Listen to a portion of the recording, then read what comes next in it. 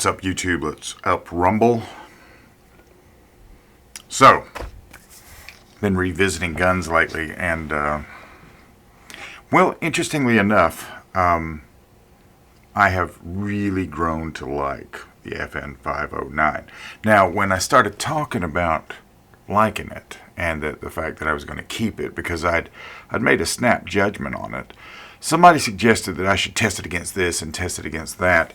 And one gun that was suggested to me was a gun that I'd never really shot at all. I mean, I'd owned one or two of them, but I hadn't ever fired it. And that was the Smith & Wesson M&P 2.0. Naturally, this intrigued me. So I had to take a look at it. Now, at first blush, the first thing that I notice about them is like on my primary control side, which is the left side, the controls on the guns are very much alike, which is to say they could be a little more accessible. I'm not a real big like the slide lock on both of these. Definitely not a big fan of either of those. You know, I've decided recently that my carry gun is going to be the Walther PDP, and a lot of it has to do with just the controls on it, just the way it operates.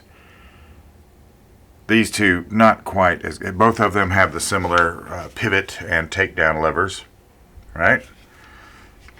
But I knew coming into this that I really liked the way this gun shot. And as Steve Fisher told me, if I would just shoot the gun, the trigger would eventually smooth out, which read that to mean wear in.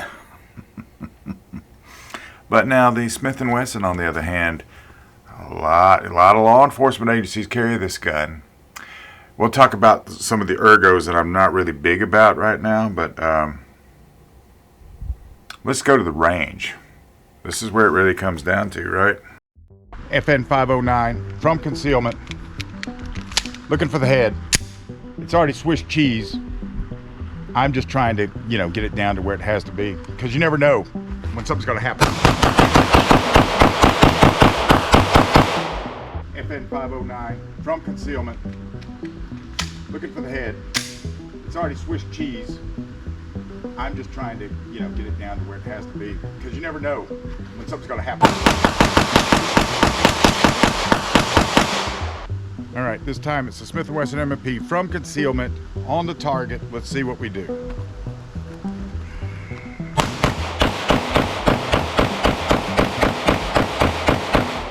All right, this time it's the Smith & Wesson M&P from concealment on the target. Let's see what we do.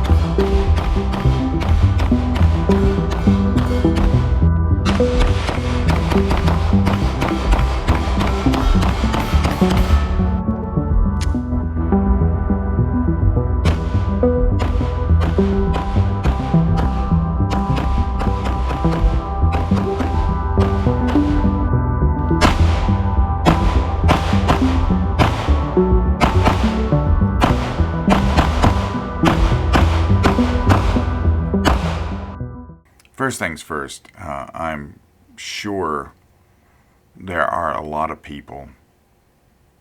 I have chosen which gun is going to be the gun that stays with me, and the other gun, I don't know what's going to happen with the other gun. So the gun that stays with me is the FN509. I don't know what it was about it. The shooting impulse, everything else about it just seemed a little better for me.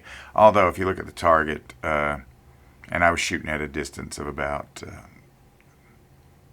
12 yards or something. It wasn't that far.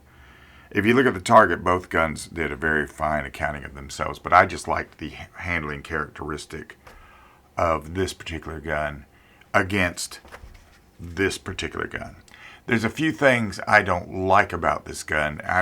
There's a few things I don't really like about this gun either. First of all, I do not understand this fascination these manufacturers have with a curved trigger. A straight trigger actually works a little bit better. I know everybody's trying to make a safe fire system or whatever they want to call the striker fired system. So they always have to have some sort of a hinge or some sort of a latch or something happening on them. And I get that. I understand that. Barring any of that other stuff, the other parts of the gun, the grip texture on this is really aggressive. I had to actually sand this down to be able to try to carry it concealed. And then I felt like I was sanding a pathway into one of my kidneys.